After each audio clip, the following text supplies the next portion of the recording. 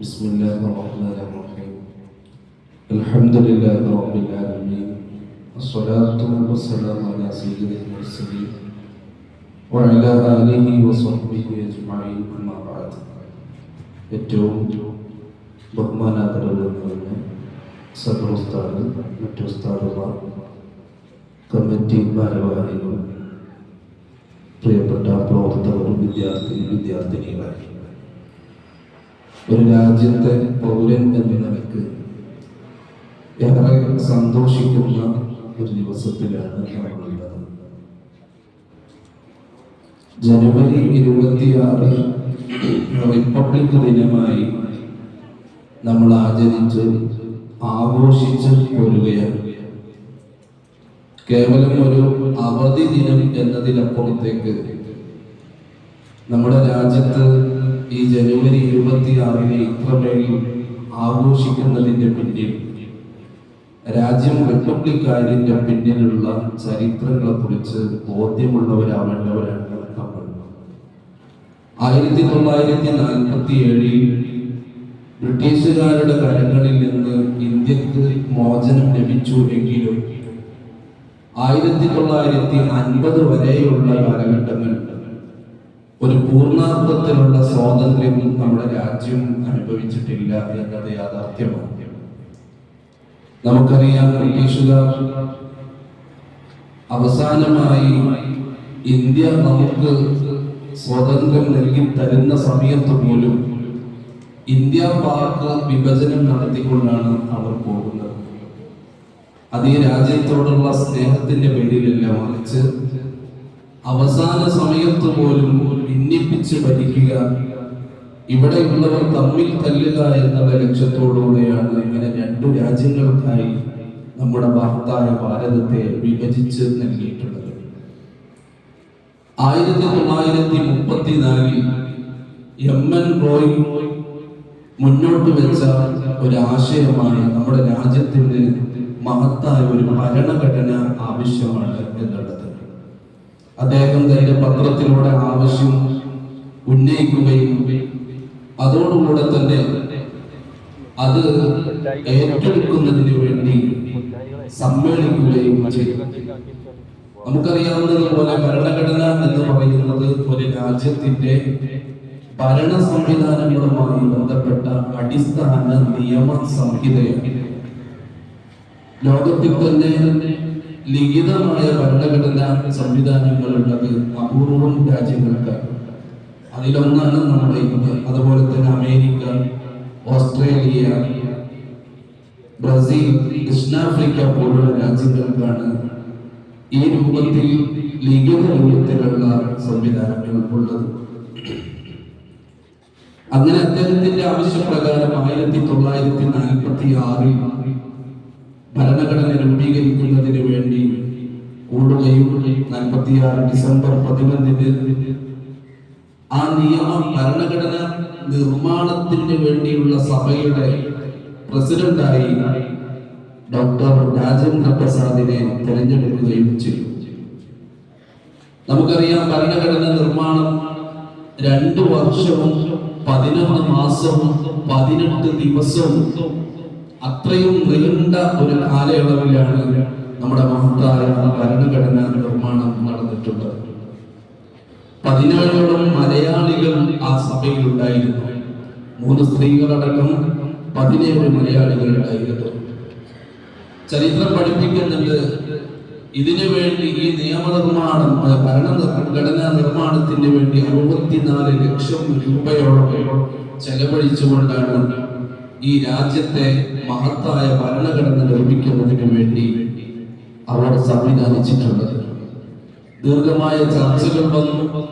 പല ഘട്ടങ്ങളിലായി അവർ തയ്യാർ ചെയ്ത ഒരു കരട് രൂപം, ഭരണഘടനയുടെ കരട് രൂപം സഭാ അംഗങ്ങൾക്ക് മുൻപാകെ പ്രസിദ്ധീകരിക്കുകയും ആവശ്യമായ ഭേദഗതികൾ വരുത്തുകയും അത്തരം കാര്യങ്ങളൊക്കെ ചെയ്തതിന് നേതൃത്വം നൽകിയത് നമുക്കറിയാവുന്നതുപോലെ ഭരണഘടനയുടെ ശില്പി എന്ന പേരിൽ അറിയപ്പെടുന്ന ഡോക്ടർ B.R. അംബേദ്കർ.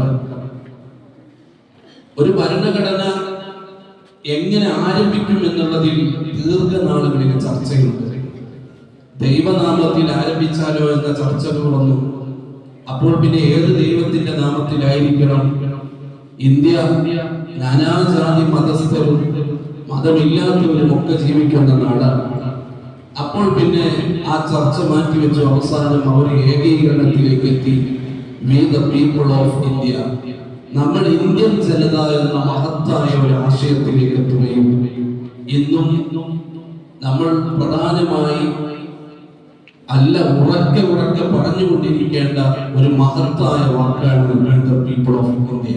നമ്മുടെ ഭരണഘടനയുടെ ആമുഖത്തിൽ പറഞ്ഞിട്ടുള്ള കാര്യങ്ങളൊക്കെ ഞാൻ എന്റെ പ്രഭാഷണം നീട്ടിക്കൊണ്ടുപോവുകയില്ല. പ്രിയപ്പെട്ട വിദ്യാർത്ഥികളെ, ഇത്തരം ദിവസങ്ങളിലൂടെ നമ്മൾ മനസ്സിലാക്കേണ്ടത് ആ കാലം മുതൽ തന്നെ ഈ രാജ്യത്ത് ജീവിക്കുന്ന ഓരോ പൗരനും അവന് ആവശ്യമായ അവകാശങ്ങൾ നമ്മുടെ ഭരണകൂടം നമുക്ക് വകവെച്ച് തന്നിട്ടുണ്ട്. പക്ഷെ പല നാടുകളിലും ഇത് അറിയാത്തതിന്റെ പേരിൽ ഒരു ഭരണഘടന നമുക്ക് മുന്നോട്ട് വെച്ചിട്ടുള്ള അവകാശങ്ങൾ അറിയാത്തതിന്റെ പേരിൽ പലരും ഇന്ന് പീഡിപ്പിക്കപ്പെട്ടുകൊണ്ടിരിക്കുകയാണ്. വിദ്യാഭ്യാസം നിഷേധിക്കപ്പെട്ടുകൊണ്ടിരിക്കുകയാണ്. ഇവിടെ പാവപ്പെട്ടവന് വിദ്യാഭ്യാസം, അതുപോലെ തന്നെ അവന്റെ അടിസ്ഥാന സൗകര്യങ്ങൾ, ഇതൊക്കെയും നിഷേധിക്കാൻ പാടില്ല എന്നുള്ളത് ഈ രാജ്യത്തിന്റെ ഭരണഘടന അതിന്റെ ആമുഖത്തിൽ തന്നെ പറയുന്ന കാര്യമാണ്. പക്ഷെ ഇതെങ്ങനെ മനസ്സിലാക്കിയെടുക്കണം? വിവരമുള്ള ഒരു സമൂഹം ഇവിടെ ഉണ്ടാവണം. വിവരമുള്ള സമൂഹം ഉണ്ടാവുന്നതിന് വിദ്യ അഭ്യസിക്കുക എന്നല്ലാത്തൊരു മാർഗവും ഒരു കാലത്തും ഉണ്ടായിട്ടില്ല. നന്നായി പഠനം നടത്തി അങ്ങനെ വിദ്യാസമ്പന്നരായ ഒരു സമൂഹം ഉള്ളിടത്തൊക്കെയും സമൂലമായ മാറ്റം എല്ലായിടത്തും നമുക്ക് കാണാനുണ്ട്. നമ്മുടെ കേരളത്തിൽ മാത്രമല്ല, ഉത്തരേന്ത്യയിലുള്ള ഒരുപാട് ആളുകൾ, അവരൊക്കെയും ഈ രാജ്യത്തിന്റെ മക്കളാണ്. പക്ഷെ അവർക്ക് ഈ രാജ്യത്തിന്റെ നൽകുന്ന അവകാശങ്ങളെ കുറിച്ച് ബോധ്യമില്ലാത്തതിന്റെ പേരിൽ പിറന്ന ഉടനെ തന്നെ പണിയെടുക്കുന്നതിലേക്കും അങ്ങനെ അവരുടെ ലോകം ചുരുങ്ങിപ്പോവുകയാണ്. ആ മേഖലയിലേക്കൊക്കെ നമ്മുടെ സമസ്തയുടെയും അതുപോലെ തന്നെ നമ്മുടെ പ്രസ്ഥാനത്തിന്റെയും ഒക്കെ വക്താക്കൾ ചെന്നുകൊണ്ട് നന്നായി അവരെ വിദ്യാഭ്യാസം നൽകി ആവശ്യമായതൊക്കെ നൽകി ഉയർത്തിക്കൊണ്ടുവന്നപ്പോൾ ഈ രാജ്യത്തിന് വേണ്ടി എല്ലാ ജനങ്ങളും കൂടെ നിൽക്കുന്ന, ഇതിനു വേണ്ടി പ്രവർത്തിക്കുന്നവരായി അവരൊക്കെ മാറിക്കൊണ്ടിരിക്കുന്നു എന്നുള്ളത് വാസ്തവമാണ്. പ്രിയമുള്ളവരെ, ഇത്തരം സ്വാതന്ത്ര്യവുമായി ബന്ധപ്പെട്ട ചർച്ചകൾ വരുമ്പോൾ പലപ്പോഴും ഇവിടെയുള്ള ദുശക്തികൾ മുന്നോട്ട് വെക്കുന്ന ഒരാശയം, മുസ്ലിമീങ്ങൾ അവർ ഈ രാജ്യത്തിന്റെ അവകാശങ്ങളല്ല എന്ന് പറഞ്ഞുകൊണ്ടിരിക്കുമ്പോൾ ഈ മണ്ണ് എല്ലാവരുടേതുമാണ് എന്ന് നമ്മൾ ആവർത്തിച്ചു പറഞ്ഞുകൊണ്ടിരിക്കണം. മനഃപൂർവ്വം സ്വാതന്ത്ര്യ സമര സേനാനികളായ മുസ്ലിങ്ങളുടെ നാമങ്ങളെ അവർ മറച്ചു വെക്കാനോ അല്ലെങ്കിൽ ആ ചരിത്രം പഠിപ്പിക്കപ്പെടാനോ പാടില്ല എന്നുള്ള രൂപത്തിൽ പ്രവർത്തിച്ചു കൊണ്ടിരിക്കുമ്പോൾ മൗലാന മുഹമ്മദ് അലിയെയും മൗലാന ഷൗക്കത്ത് അലിയെയും വാരിയംകുന്നത്ത് കുഞ്ഞഹമ്മദാജിയുടെ ഒക്കെ ചരിത്രങ്ങൾ പഠിക്കുകയും അത് പകർത്തലുമാണ് ഈ കാലത്ത് നമ്മൾ ചെയ്യുന്ന ഏറ്റവും വലിയ നമ്മുടെ വളരെ പ്രധാനപ്പെട്ട ദൗത്യം എന്നത്. കാരണം ചരിത്രത്തെ മോശമാക്കി പഠിപ്പിക്കുക എന്നുള്ളത് ഇവിടെ ബ്രിട്ടീഷുകാർ ചെയ്ത ഏറ്റവും വലിയ ഒരു ഗൂഢതന്ത്രമാണ്. ചരിത്രത്തെ മോശമാക്കി പഠിപ്പിക്കുക.